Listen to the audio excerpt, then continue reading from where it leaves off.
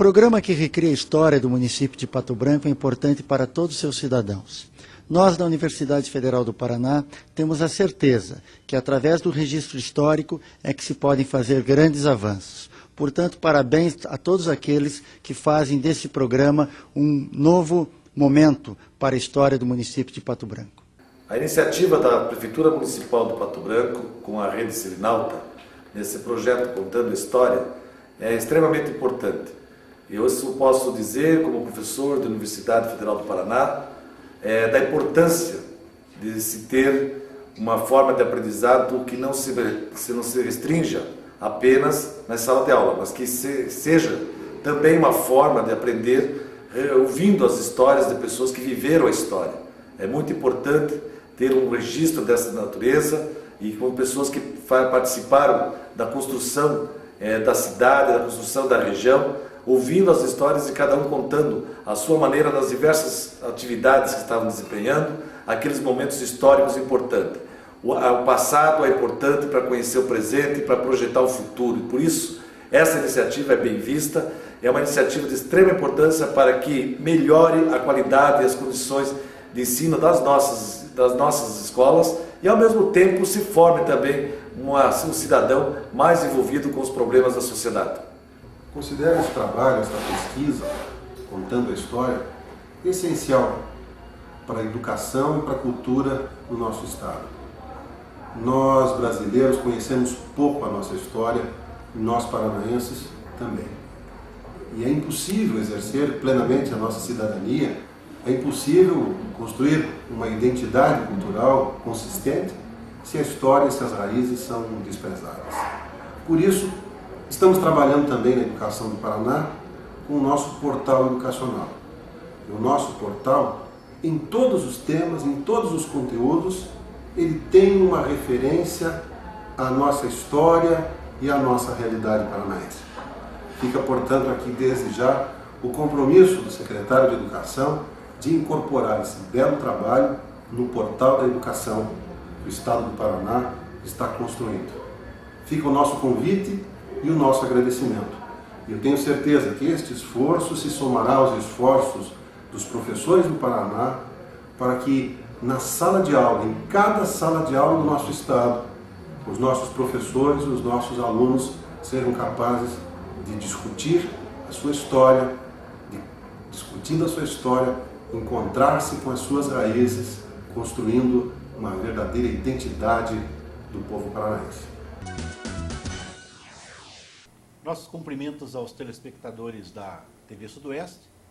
O nosso convidado de hoje do projeto Contando a História, que é uma promoção da Assessoria de Imprensa da Prefeitura Municipal de Pato Branco e da Rede Selinalta de Comunicação, é o ex-prefeito de Pato Branco e ex-deputado estadual, o Dr. Iris Caldarte, advogado conceituado, chegou em Pato Branco para fazer um júri e acabou ficando e se iniciando efetivamente na política.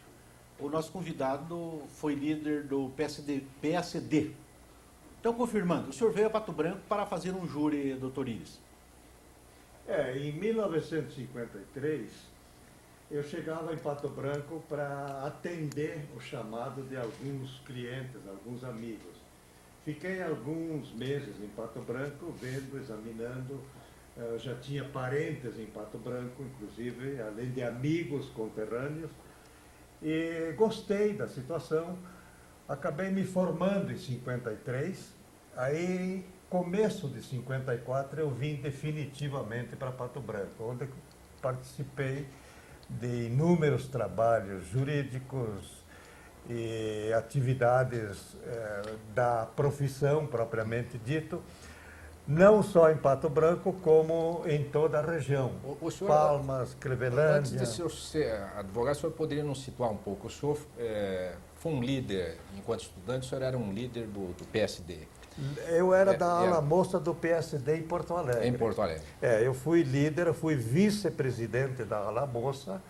E na campanha do Silão Rosa, eu assumi a presidência da ala moça E acho que não teria vindo para o Paraná se o Silão Rosa tivesse ganho a eleição naquela ocasião. E o senhor estudou Direito em Porto Alegre? Porto Alegre, na Universidade Católica, na PUC. Na PUC do Rio Grande do Sul. Rio Grande do Sul. Quer dizer, a sua formação sobre Direito, sobre Política, é uma formação que foi feita em Porto Alegre, onde, Porto Alegre. Nessa época, o debate era muito intenso, o debate das ideias, dos conceitos. Era uma luta encarniçada lá dos políticos. Eu me lembro que nós peleamos e muito contra o Leonel Brizola, que era chefe do PTB. Era ele e mais alguns companheiros dele, e a gente tinha brigas acirradas na rua, e, enfim. Eu me formei politicamente em Porto Alegre e me formei juridicamente em Porto Alegre. Vim para Pato Branco para trabalhar até com a intenção de não fazer mais política.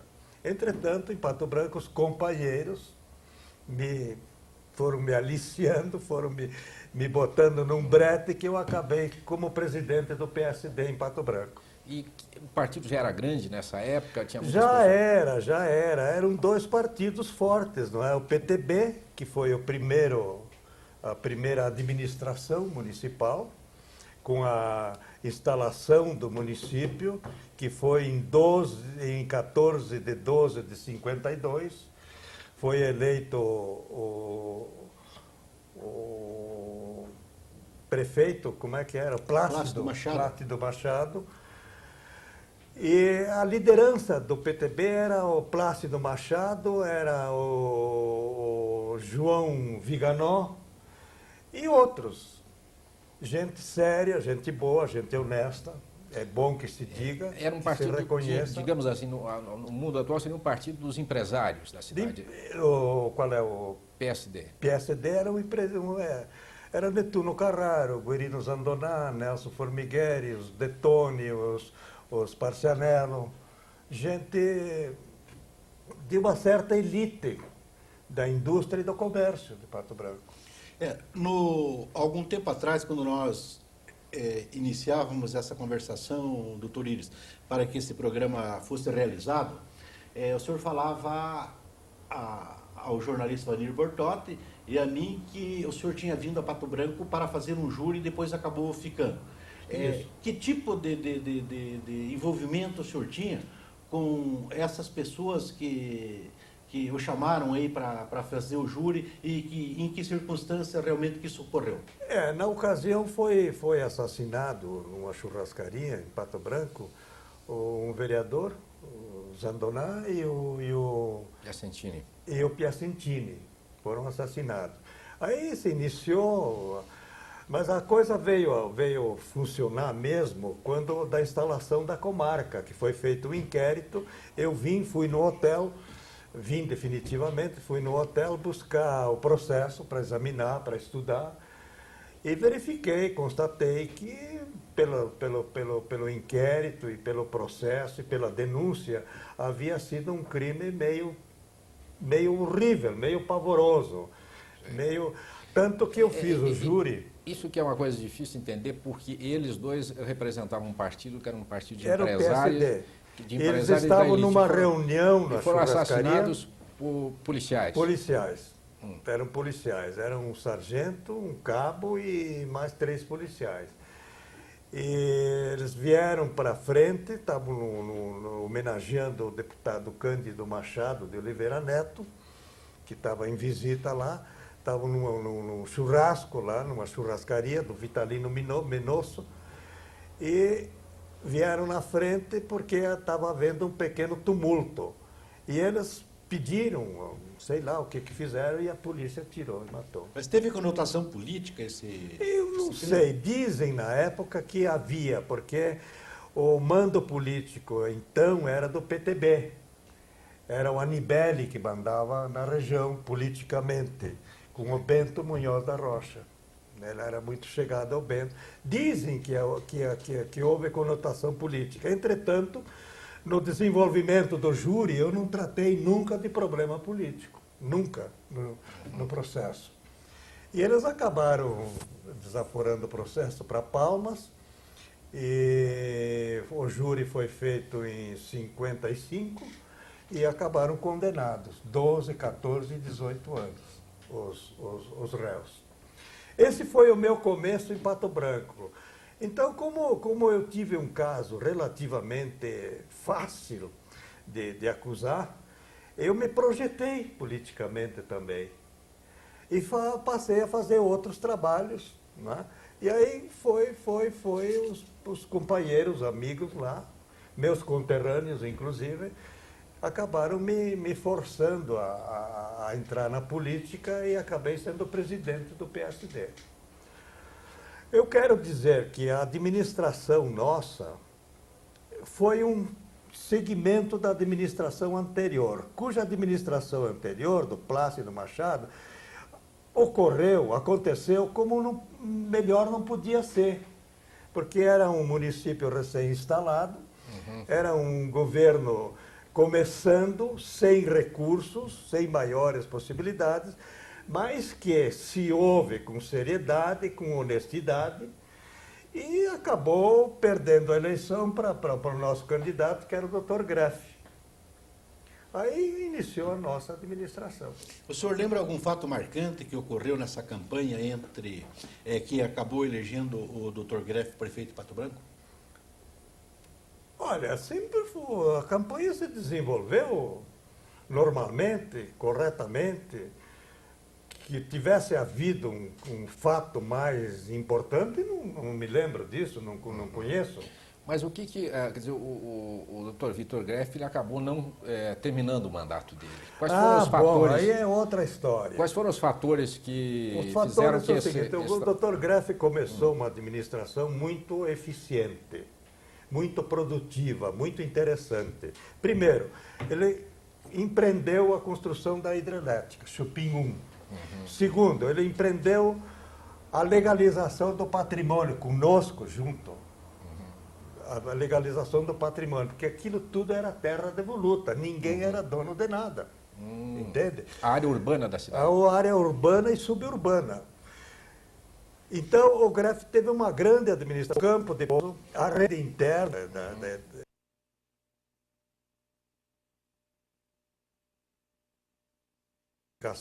a rede até a usina, o término da usina e outras obras diversas que o Greff empreendeu.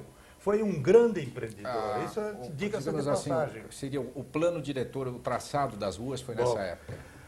Viemos a Curitiba e ficamos aqui uma porção de dias e conseguimos levar, eu, Netuno Carraro, Isidro Choqueta, o próprio Greff, alguém mais, conseguimos levar o título definitivo das terras do patrimônio urbano e suburbano de Pato Branco.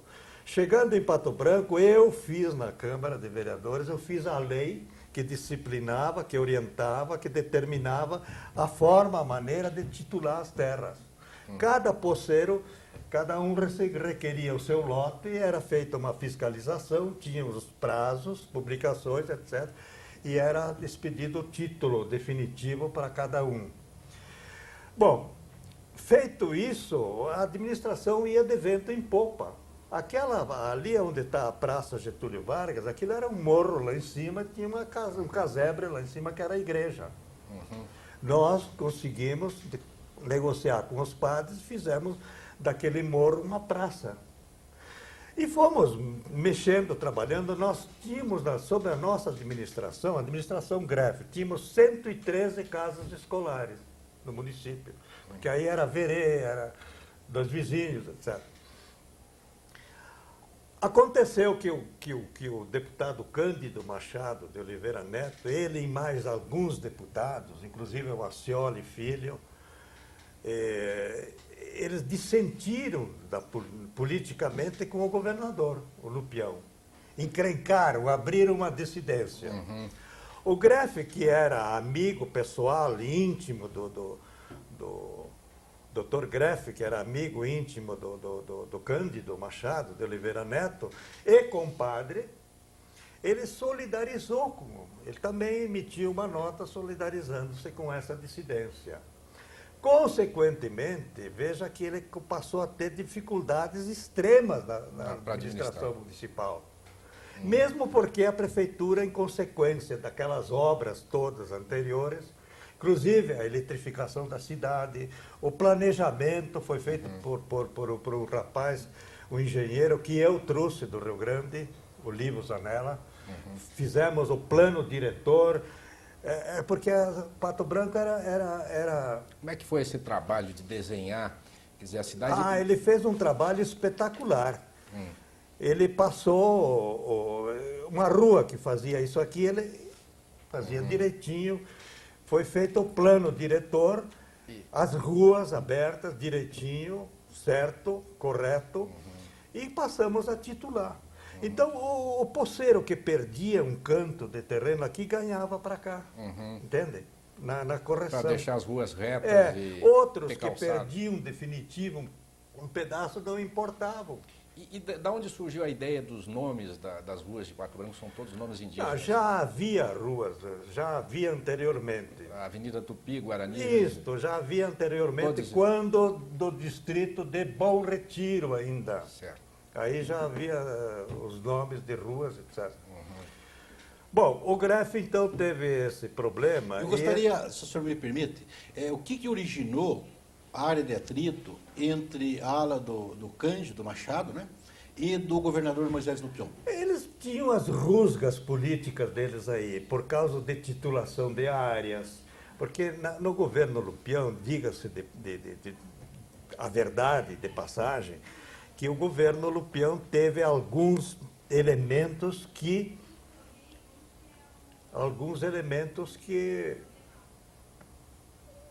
abusaram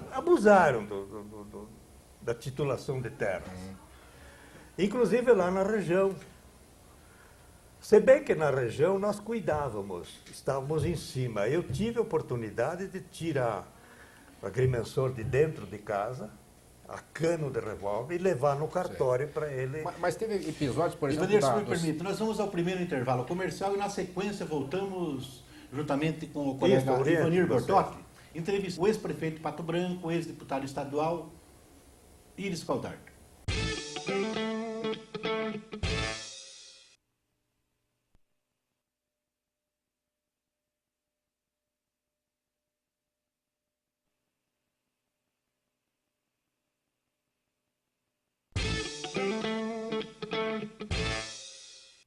Você que está sintonizando agora a TV Sudoeste, você está assistindo ao projeto Contando a História, que é uma promoção da Rede Selinalta de Comunicação e da Assessoria de Imprensa da Prefeitura Municipal de Pato Branco.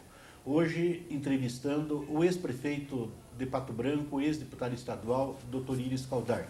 Conosco aqui no estúdio, o nosso colega jornalista da Gazeta Mercantil, Ivanir José Bortotti. Anteriormente ao intervalo comercial, doutor Iris, a gente falava da origem da incompatibilidade entre o grupo do PSD do governador Moisés Lupion com o do deputado Cândido Machado. O senhor entrou referindo-se à questão das terras. Eu gostaria que o senhor posicionasse então a posição do governo estadual e do Cândido Machado. Bem, houve essa incompatibilidade, essa divergência séria, discutida, questionada, publicada, e esse deputado e mais 5 deputados, inclusive o deputado Ascioli Filho, resolveram abrir uma dissidência, insatisfeitos com a administração Lupion. Aí que, diante desse fato, é que o Dr. Greff, ainda chegando no 2º ano de administração, resolveu se solidarizar com o amigo e compadre, o deputado Cândido Machado Oliveira Neto. Consequentemente, ele passou a uma situação difícil dentro da prefeitura. Ele não tinha mais as benesses do governo do Estado. E tinha dificuldade de apoio na Câmara. Isso, passou a ter dificuldade também de apoio, porque eu não abri dissidência. Os meus companheiros não abriram, não concordaram com essa dissidência. Porque nós entendíamos que necessitávamos, e muito, naquela fase de Pato Branco, no começo da administração, do progresso de Pato Branco, nós entendíamos que necessitávamos, e muito, do governo do Estado, mesmo porque a prefeitura estava com algumas dívidas volumosas, algumas dívidas difíceis de serem liquidadas através da contribuição dos munícipes. E o Greff, então, tomou essa atitude e, em seguida, se deu conta que a situação não era fácil. Ele politicamente estava isolado. Estava isolado. Aí, ele começou a se queixar. E falava com a gente para conseguirmos, com o governo do Estado, vínhamos a Curitiba e não conseguíamos nada. Inclusive, havia eram construídas casas escolares. Me lembro que, na época, nós tínhamos 16 casas escolares que eram fabricadas e montadas pela empresa do Isídio Choqueta. Ele faturava para a prefeitura e nós refaturávamos para o governo do Estado. Então precisávamos desse dinheiro para levar e pagar a construção dessas escolas. Precisávamos de dinheiro para pagar, a prefeitura precisava de dinheiro para pagar a rede de instalação elétrica. Não é brincadeira, poste entende? Fio, etc. Quer dizer, a receita do município não era suficiente? Não era suficiente para isso tudo. E arrecadava, o que eram os impostos que compunha? O imposto era alvarás. Alvarás, era uma coisa insuficiente. Não tinha não ISS, não tinha. IPTU também, possivelmente não tinha. Era pouco, porque não era tudo posse. Aí, daí para frente, começamos a arrecadar alguma coisa pela venda dos terrenos, que era uma coisa pequena também. Diante disso, o Greff um dia teve um desabafo com Netuno Carraro, que era nosso companheiro, nosso amigo, vereador. Teve um desabafo com Netuno Carraro. Disse, eu vou embora, eu não aguento mais isso aqui, papapá, e coisa. Disse, compadre, mas como é que fica? Eles eram compadres. E tal, disse, olha, se eu vender o meu hospital, eu vou embora. Aí o Carraro veio falar comigo. Havia um projeto em Pato Branco para construir... Era o único hospital da cidade ou tinha outro? Não, tinha o do Fischer, Tinha o do Fischer, que hoje é do João Juglair. Então, o Greff dizia, se eu vender o meu hospital, como eu havia solicitado, pleiteado a construção de um hospital para a Polícia Militar na região, com sede em Pato Branco, que um coronel lá me incentivava nesse sentido, porque... Aí eu digo, olha, ele que faça uma proposta que eu levo para Curitiba, para a venda do hospital dele. Realmente ele fez uma proposta, trouxe a proposta, foi estudada, foi feita uma avaliação pelos canais competentes, foi aprovada a proposta, uma contra-oferta, ele aceitou, foi aprovada a proposta, ele vendeu o hospital. Vendeu o hospital e... uns dias depois, ele custou a sair da prefeitura. Ele vendeu o hospital para quem? Para o governo do Estado? Para o governo do Estado. Ele arrependeu-se na realidade? Ele arrependeu, dizem, né? Eu não gosto de chegar nesse ponto, porque o Greff foi um homem muito sério, muito direito, um grande idealista. Eu passei a ter uma certa rusgazinha com ele. Não aceitava aquela situação.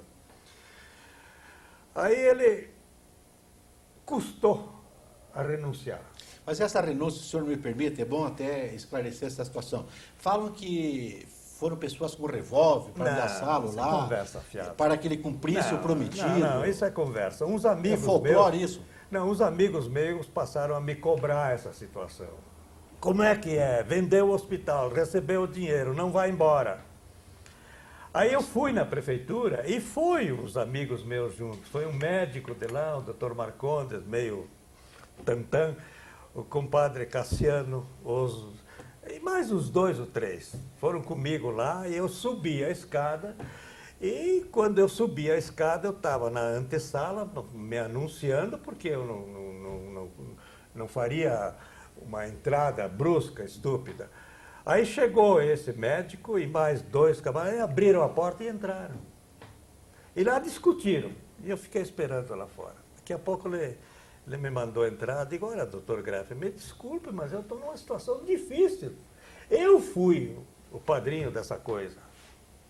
Eu trouxe uma proposta, o senhor aceitou, o senhor vendeu o hospital, recebeu. Qual é o problema agora? Não, porque veja, eu tenho alguns débitos, mas os débitos que o senhor tem é da prefeitura. E nós vamos assumir. Tá bom, então vamos fazer o seguinte, ele ficou nervoso na situação. Mas então não pintou nenhum tipo de violência, doutor? Não, foi tudo conversa. Houve realmente uma atitude mais firme.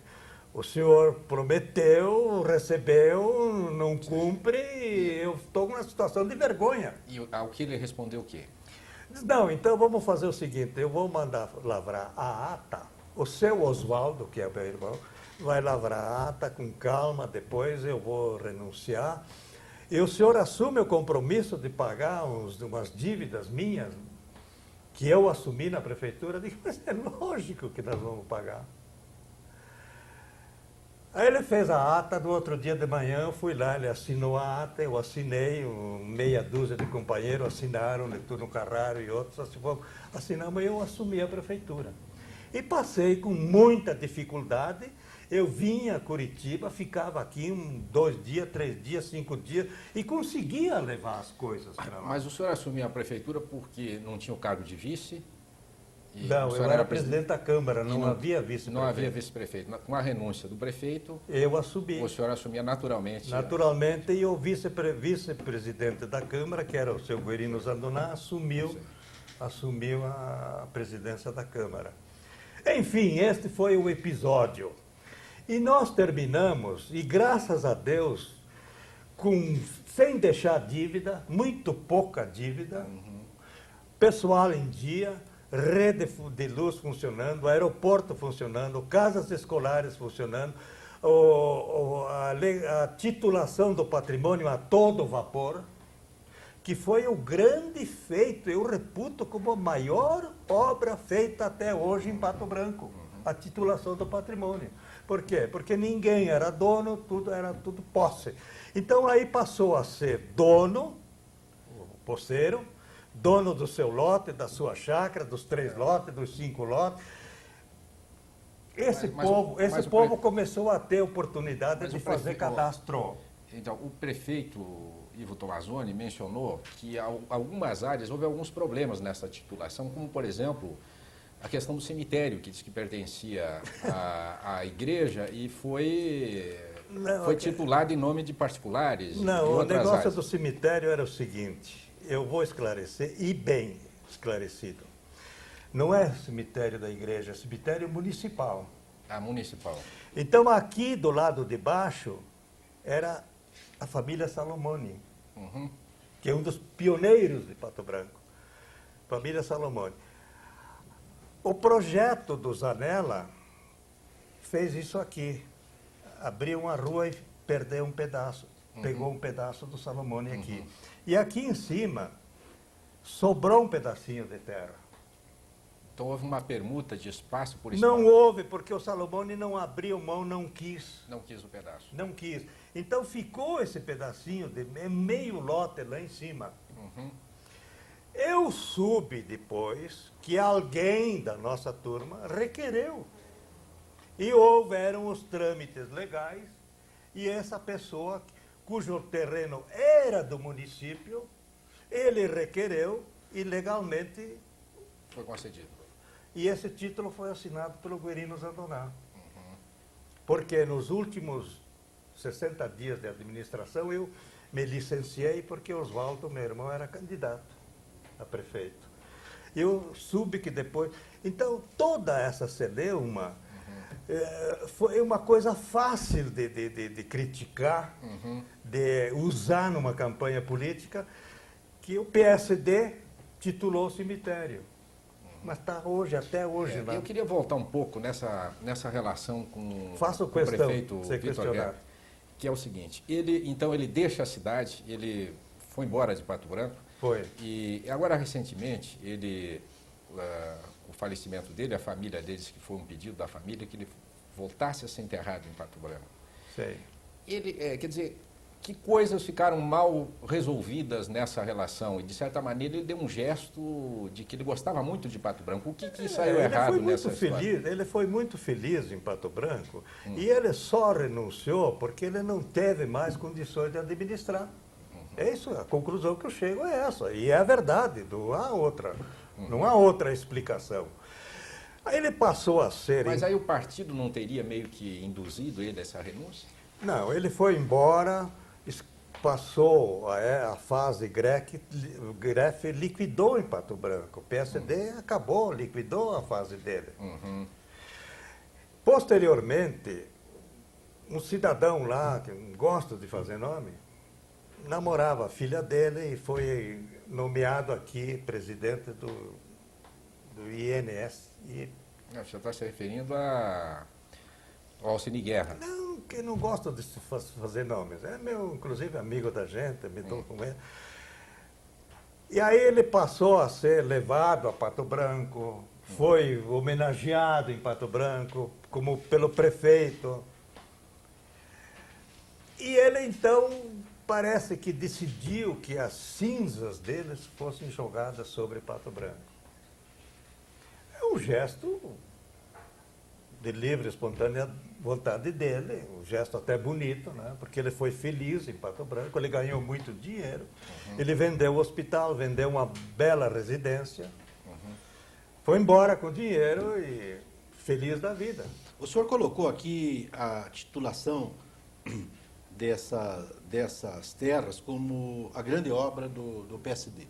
Qual é a outra grande obra que o senhor lembra que o PSD fez a Pato Branco? O PSD fez a hidrelétrica lá do Chupim, porque Pato Branco era barro, pó, escuro, sem esgoto e sem água. Pelo menos uma retificação de ruas e um cascalhamento de ruas foi feito. Foi feita a eletrificação da cidade. Foi feito o aeroporto, foram entregues ao município, funcionando, reformadas 113 escolas. Foi feita a reforma do Agostinho Pereira. Nós fizemos a reforma. Foi feito um trabalho bonito. Nós construímos a coletoria e construímos o fórum em Pato Branco. Quer dizer, houveram muitas obras feitas na nossa época. Eu reputo uma das boas administrações de acordo com a época, com o tempo e com as disponibilidades. Muito bem, nós vamos ao intervalo comercial e na sequência voltaremos ouvindo aí, dentro do projeto Contando a História, É isso aí, Pato o ex-prefeito de Pato Eu Branco saí e de ex-deputado estadual, em 1962. Dr. Iris Caldardo.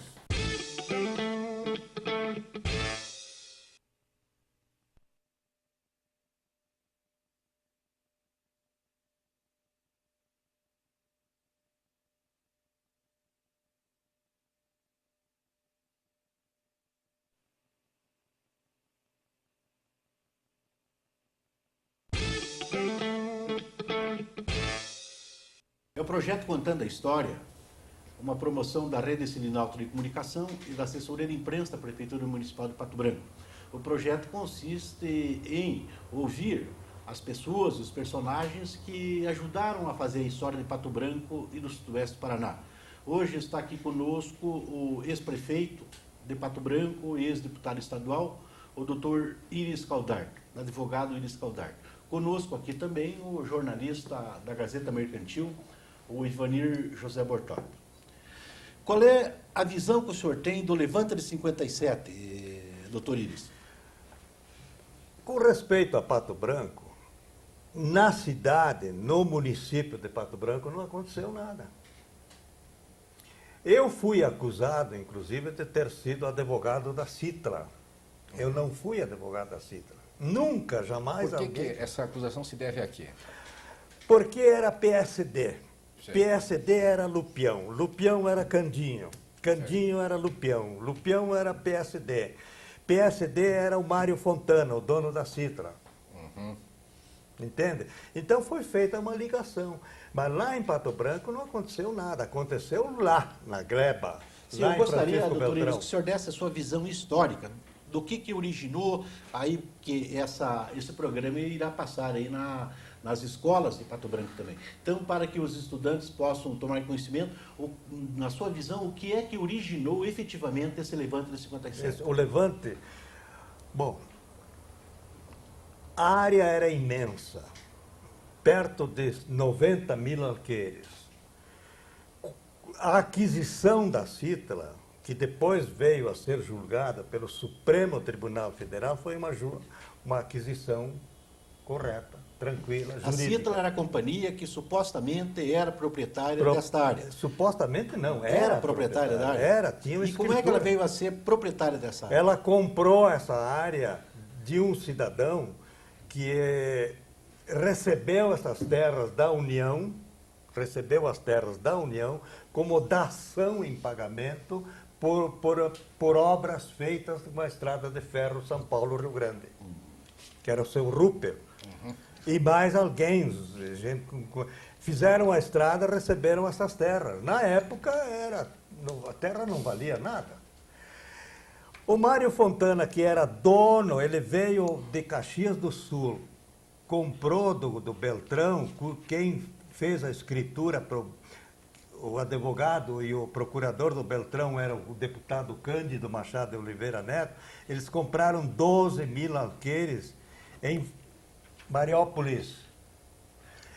Abriram, fizeram a cidade, abriram, lotearam, venderam e aí estenderam na compra dessa área.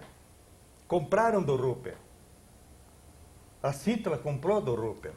Então, mas a dúvida que há é que a titulação dessas terras para a Cítala, havia muita dificuldade de fato demarcar até onde iriam as terras da Cítala e até onde eram terras devolutas. Veja bem. E o conflito, eu creio que se estabelece porque, como havia dúvida da extensão real da propriedade, muitas famílias que foram para essa região entendiam que a terra onde elas estavam não era da Cítala, e que sim eram terras da União. Aí controvérsias, não é? Porque a área da Cítala, ela foi realmente invadida por poceiros, que era o normal, o habitual na região. Onde havia terra devoluta, o pessoal entrava, comprava sua posse com tais e tais divisas, e aqui a mesma coisa. E eles não tiveram força, a Cítala não teve força, depois para evitar que isso acontecesse. Ora, uma gleba de 90 mil alqueires, invadida por 10 mil poceiros, ou 20 ou 40 mil poceiros, o que pode acontecer? Se hoje, nesses movimentos sem terra... Não, a área foi ocupada, quer dizer, como o senhor disse, ocuparam ela não tinha a área. instrumentos para defender a área foi ocupada. Mas a questão desse levante, que relata aqui o deputado Nilton Mazzoni, está em função de que essa companhia, a Cítala, começou a contratar jagunços não foi a Cítala. Para assassinar as pessoas? Não, foi mal explicado. Esta área foi dividida em 3 áreas. Uma área foi comprada por uma tal de comercial. E a outra área foi comprada por um grupo de Apucarana. Essa comercial era da onde, doutor? Era pessoal do João Simões. Ele era diretor do Banco do Estado e um homem muito cheio de dinheiro lá de Londrina. O João Simões era de Londrina. Esta comercial é que começou na marra, a evitar a intrusagem e a despejar gente. Houve mortes, houve. Nós nunca concordamos com isso, nem o Dr. Greff, muito menos, que ainda ele era prefeito. Quer dizer, o PSD não se envolveu nesse conflito? De Pato Branco não se envolveu. Não se envolveu. Nem de Beltrão. Certo. Porque lá era o Júlio Assis Cavalheiro, presidente do PSD, ele não aceitava, ele não concordava com essa atitude dessa comercial e desse outro grupo. Mas era defensor do direito à propriedade. Era defensor do direito à propriedade. O senhor acredita que o governador da época, o Moisés Lupion, ele sabia, doutor Íris, das atrocidades aí que se cometeu, estupro, assassinato de crianças? Eu acho que ficou sabendo, né? Tanto que ele mandou o chefe de polícia lá em Beltrão e mandou o pessoal se embora. era o delegado, o chefe de polícia na época era não me lembro o nome agora. Desceu no avião e tomou uma atitude, porque o movimento de Beltrão foi comandado pelo médico lá, Dr. Walter Pequá. Walter Pequá. E E nós de Pato Branco não tínhamos nada a ver com esse assunto. Absolutamente não tomamos nenhuma atitude. Eu nunca fui advogado nessa região. Eu fiz uma ação, uma possessória, aqui em Mariópolis, por um problema de divisa com um confrontante. Foi feita a medição, foi feita a perícia, resolveu o problema e acabou. Esta é a situação verdadeira, honesta, correta e real. alguém do governo Lupião procurou os senhores aí para pedir alguma orientação ou, no mínimo, alguma descrição dos fatos que estavam ocorrendo no Sudoeste? Não, o Dr. Greff fez uma série de reclamações, de denúncias, de pedidos de providência. Nós fizemos, através da Câmara de Vereadores, deve estar lá até hoje, copa de ofício, pedimos inúmeras vezes que houvesse providências e que se deixasse se coibisse aquelas invasões, porque esse pessoal daqui da Comercial, eles levaram lá uns 20 jagunços, os bandidos, uma gente de mau caráter, pistoleiro mesmo. E andaram fazendo lá, mataram um vereador lá em Verê, que era meu amigo. Pedrinho Barbeiro? Pedrinho Barbeiro, eu era advogado dos clientes da turma dele, ele me trouxe um inventário e me trouxe uma defesa de júri. Era meu amigo, Pedrinho Barbeiro. Como eram meus amigos, o pessoal do PTB. Voltando à questão, então, da política patobranquense. O senhor concluiu os 2 anos e a eleição seguinte, como é que foi? A eleição seguinte foi o Tomazoni ganhou. Ele foi muito feliz, porque ele pegou a campanha ele se juntou à campanha do Ney e o Ney à campanha do Jânio. Então tinha até disco lá, dizia quem é Jânio é Ney, quem é Ney é Tomazoni. E ele foi muito feliz, ganhou a eleição legitimamente, foi um belo administrador, diga-se de passagem, foi um belo administrador, e Pato Branco teve muita sorte, porque a partir da nossa administração, com essa atitude da titulação do patrimônio, campo de pouso, hidrelétrica, escolas, construção da exatoria, construção do fórum, enfim, essas e outras inúmeras obras, a partir daí o Tomazoni foi em frente, continuou titulando o patrimônio, recebendo dinheiro, aí começou a entrar IPTU, ISS, etc, etc, e ele fez uma bela administração. E veja bem, como Pato Branco é o que é hoje, porque teve muita sorte com os administradores. Todos eles, não me consta, não tenho notícia, e eu continuei frequentando Pato Branco. Meus pais estão enterrados lá, meus irmãos, primos, etc., tios estão enterrados lá. Eu continuei frequentando Pato Branco. E ainda depois, lá mesmo morando em Cascavel, eu tive serviços que eu fui fazer lá. Na minha campanha de deputado eu fiz também lá. E por que o senhor saiu Veja de Pato bem, Branco? depois disso houveram uma série de administrações muito bem-sucedidas. Não houve ladruagem, malandragem, safadeza como há em outras regiões, outros municípios. E Pato Branco é o que é hoje, uma cidade bonita, livre, bonita, grande, asseada. É uma cidade prestadora de serviço, bons hospitais, bons médicos, bons advogados, enfim. É uma cidade progressista, prestadora de serviço, teve a sorte de ficar numa região de minifúndio, onde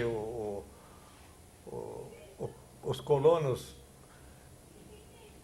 são muitos, muitas famílias, necessitam da prestação de serviços, de médico, de farmácia, etc. Enfim, Pato Branco é o que é hoje, graças à sua localização, à sua riqueza natural e às boas administrações que houveram. O senhor deixa a cidade, o senhor mencionou em 62, quais foram os fatores que levaram a deixar Pato Branco? O senhor, quer dizer, estava absolutamente envolvido no projeto da cidade e o senhor... Como eu saí? Por que o senhor saiu de Pato Branco? Não, eu fiquei mais 2 anos, que eu tinha inúmeras ações na região. E o meu pessoal todo lá. Eu fiquei, quando entregamos a prefeitura em 61 e 62, eu continuei frequentando Pato Branco. Se bem que eu já morava em Curitiba. Por quê? Porque eu tenho um filho excepcional e esse menino carecia de uma clínica médica especializada. Então, minha família ficou aqui, eu vinha e voltava. Vinha e voltava. Então, eu continuei, mas eu tive que sair de Pato Branco porque eu estava muito envolvido politicamente. E 70% dos meus trabalhos era para companheiro, não podia cobrar. Essa é a grande verdade de eu não ter ficado lá. Porque eu estava muito bem lá, eu tinha nome, mas é que vinha um cliente, vinha outro e eu tinha que fazer, atender. Muito bem, nós vamos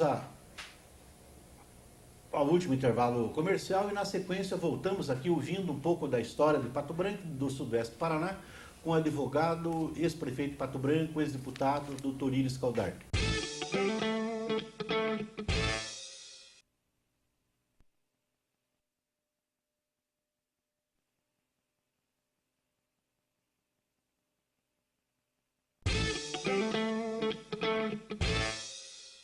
Você que está sintonizando agora a TV Sudoeste, está assistindo ao projeto Contando a História, que é uma promoção da Rede Selinalta de Comunicação e da Assessoria de Imprensa da Prefeitura Municipal de Pato Branco. O objetivo deste projeto é ouvir e resgatar os personagens que fizeram a história de Pato Branco e do Sudoeste do Paraná. Hoje, o nosso entrevistado é o ex-prefeito de Pato Branco e ex-deputado estadual, advogado Dr. Iris Caldarte. Junto conosco aqui, para participar da entrevista, o jornalista da Gazeta Mercantil, Ivanir José Bortotti. Anteriormente ao comercial, doutor Iris, nós havíamos anunciado que o senhor falaria agora mais sobre a história política de Pato Branco. Sobre o descobrimento de Pato Branco, as primeiras incursões em Pato Branco, que foi na década de 20, né? João Damasceno, que eu conheci muito lá, Miguel Conrado, Francisco Índio de Lima, eles começaram nas picadas, nas trilhas, entrando... Eram agricultores, eram extrativistas? Eram conquistadores da região. Pinto de Lima, Inácio Galvão, João Macário dos Santos, Manuel Loureiro Sampaio, Quintiliano Bueno, etc, etc. Em 27, a Vila Nova de Clevelândia passou a ser denominada de Bom Retiro.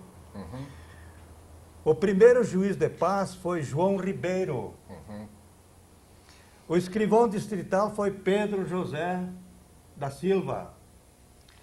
Subdelegado de polícia, Pacífico Pinto de Lima. Esses foram verdadeiros heróis. A primeira professora de lá foi Matilde Chames. Foi a primeira professora de lá. Quando o senhor chegou a Pato Branco, essas pessoas ainda eram vivas? Alguns ainda existiam. Sim. Essa professora ainda existia. Veja bem, aí... A denominação de Pato Branco depois foi dada pelo agrimensor que abriu aquelas picadas, que abriu aquelas divisas, que titulou uma parte daquelas terras, que foi o Francisco Beltrão, que era dono da gleba da Citla lá em Mariópolis, cujo advogado dele, Cândido Machado de Oliveira Neto, foi quem escriturou as terras para o grupo da Citra. Aí nessa época, na década de 30, foi que começou a fluir pessoal para lá. Os gaúchos começaram a chegar a partir de 30. Veja né? bem, inclusive... As Aí, famílias do Rio Grande do Sul a partir de 30, 30 e pouco. Isso. E a primeiro, em 46, já tinha hospitais. Na década de 40 é que houve realmente a invasão, a grande massa humana que chegou em Pato Branco. E aí eu notei alguma coisa. Você vê, tinha Possídio Salomone na década de 30, Pedro Bortotti, que montou a primeira indústria lá, Posidônio, Pedro Bortotti, Pedro Vieira, enfim, uma porção de gente que na década de 30 entraram. Um camarada que entrou a lombo de burro, carregando as ferramentas, que montou uma selaria lá, foi o Minosso. Então, e Pato Branco começa a crescer mesmo em função Na dessa... década de 40. De 40, da atividade de extração de madeira, que ali muitas serrarias, Madeira. e da atividade agrícola, né? Atividade agrícola, madeira, aquelas cria de porco, como é que chamavam na época? Criavam solto?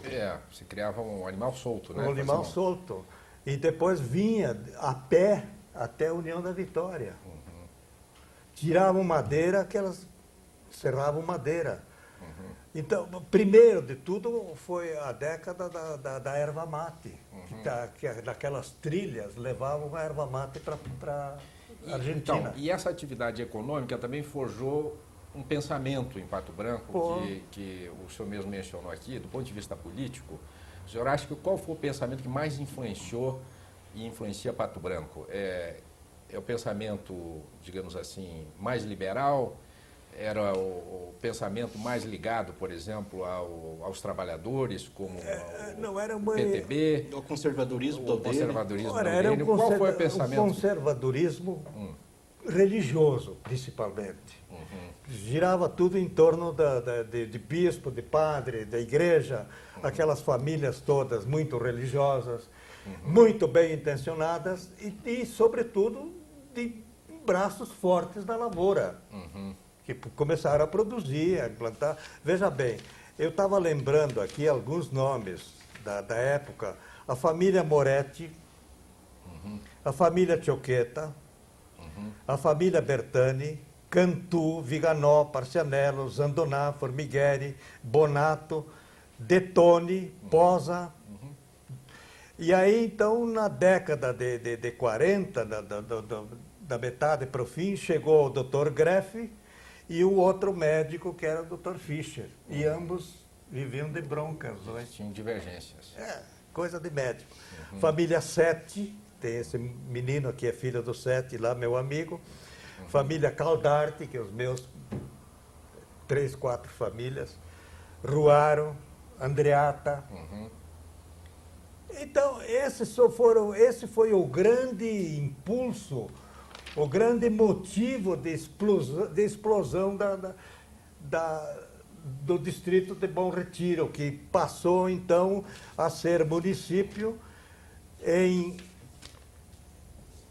com a Lei 790, de 14 de 11 de 51. E foi instalado em 14 de 12 de 52. Doutor Iris, dentro de pouco espaço de tempo, a Rádio Selinalta de Pato Branco, a antiga Colmeia, estará completando 50 anos de atividade. Eu gostaria que, já que o senhor está falando em progresso, de que forma que o senhor acha que a Rádio Colmeia, hoje Selinalta, participou do progresso de Pato Branco? Grandemente, porque essa foi a idealização dessa emissora foi dos padres, né? Começou com os padres.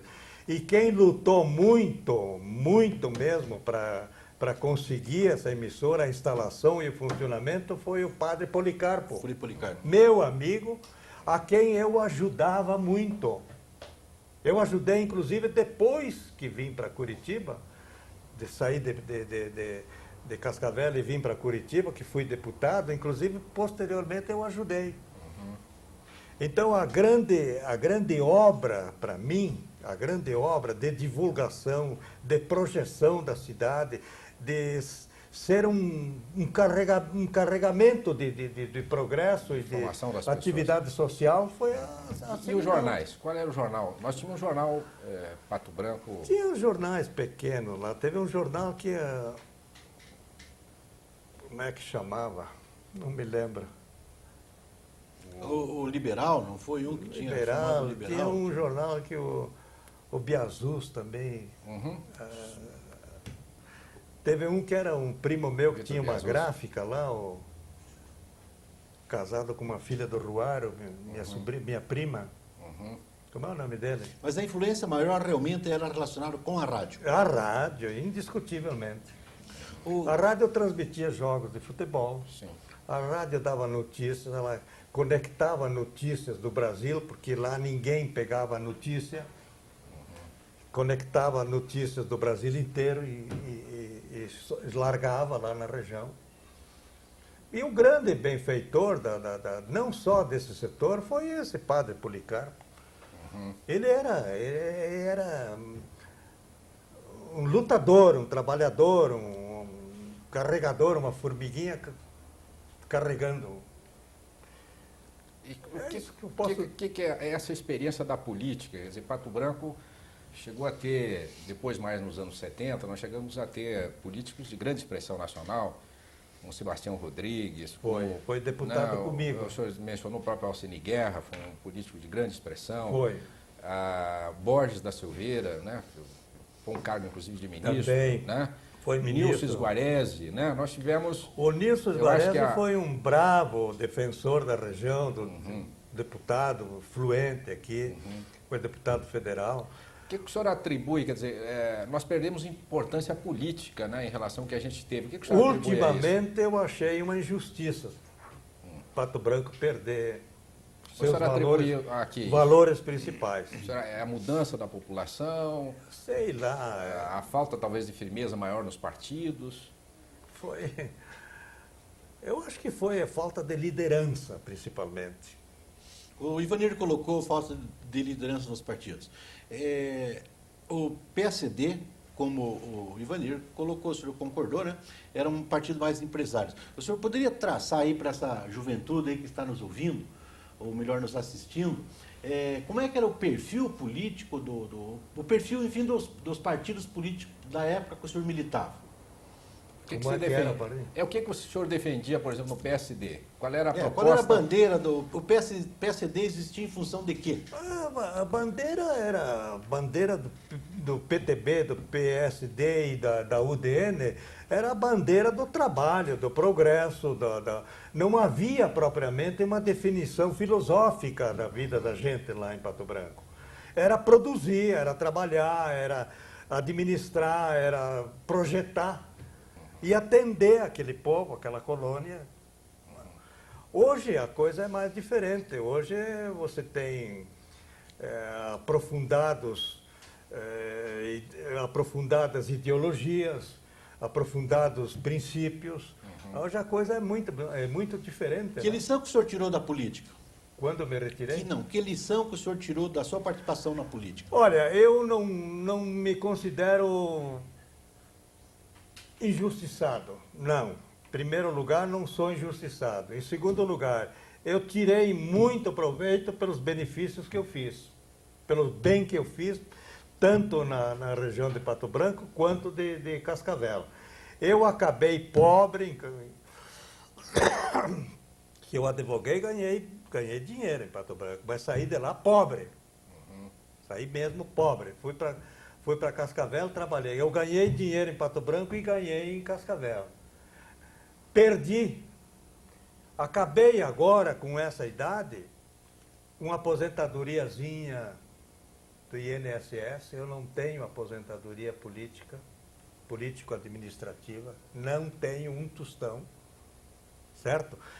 E sobrou um patrimôniozinho que eu fui defender umas causas no Mato Grosso e acabei ganhando umas ações lá e fiquei com um pedaço de terra. Um pedaço de terra que eu vendi agora e que está me garantindo o resto da minha vida, da minha família. O senhor é um gaúcho da onde, do Rio Grande do Sul? Da Lagoa Vermelha. E Aliás, eu nasci em Antônio Prado, mas eu, com 1 ano de existência, eu vim para a Lagoa Vermelha, onde me criei, formei família, tenho lá muito parente até hoje. Pai e filho, propriamente dito, que era a terra dos Bortotti. Eu gostaria do... Sabia? Sabia? Seu Claro, pai, eu sou... Nós o estamos Eleodoro. quase no final do programa. Eu gostaria que o senhor citasse 2 situações, 2 fatos que realmente marcaram sua carreira política.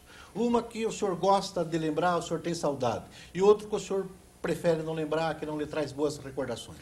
Não, eu não tenho do que me queixar, do que não lembrar.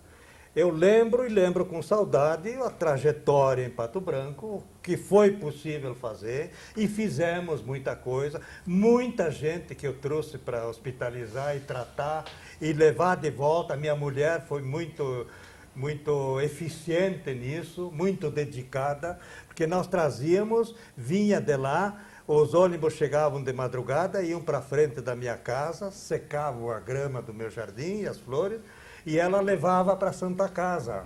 Morria alguém, ela comprava o caixão, eu botava à disposição dela sempre uma ambulância, e ela levava o defunto até a casa e enterrava. Fizemos muita caridade, mas olha, muita caridade, Bortotti, muita mesmo, de curar gente, de tratar de gente pobre, gente miserável, tanto em Pato Branco, como aqui em Curitiba, na minha época de deputado.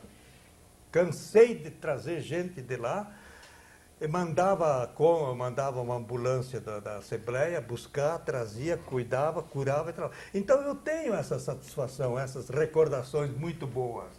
De resto, as coisas da política, que às vezes são ingratas, eu esqueço. Eu não guardo de jeito nenhum. Eu sou um homem de vida limpa, cabeça erguida, feliz. Eu fiz muita advocacia gratuita, tirei muito nego da cadeia, sem receber. Muito bem, nós estamos chegando ao final do nosso programa de hoje. Agradecemos aí o nosso convidado aí para participar, nos ajudando na entrevista, o jornalista Ivanir José Bortotti da Gazeta Mercantil, e especialmente, evidentemente, o nosso entrevistado de hoje, o ex-prefeito de Pato Branco, o ex-deputado estadual e advogado, doutor Iris Caldart. Doutor Iris, considerações finais, 1 minuto aí para o senhor dizer... Olha, eu fico feliz, eu já fui convidado algumas vezes para receber homenagem em Pato Branco, inclusive da Câmara de Vereadores, numa ocasião que foi inaugurado um retrato. Eu me esquivei sempre de homenagens, dessas coisas. Eu fui procurado para mim dar o currículo meu para um deputado, determinado deputado, fazer um título de cidadania paranaense para mim na Assembleia. Eu não dei, não gosto disso, não aceito essas coisas, mas eu fico feliz com essa oportunidade de vocês de poder relatar, mato a saudade, me realizo com isso, certo? Não posso ser 100% fiel, porque faz tanto tempo, né? São 50 anos. Eu sei que lá em Pato Branco a gente fez tudo o que pôde, com amor, com devoção, e não houve... Houveram algumas coisinhas políticas que sempre há, principalmente lá no interior. O negócio da titulação do cemitério. Teve um elemento de nossa confiança, nosso amigo lá, que andou fazendo umas 2 sujeiras lá dentro da prefeitura. Ele titulou um canto de uma praça e titulou uma outra área que estava reservada para a cadeia pública. Era do município, ele titulou. Mas titulou errado, fez mal feito. Não fui eu que assinei o título, mas foi feito.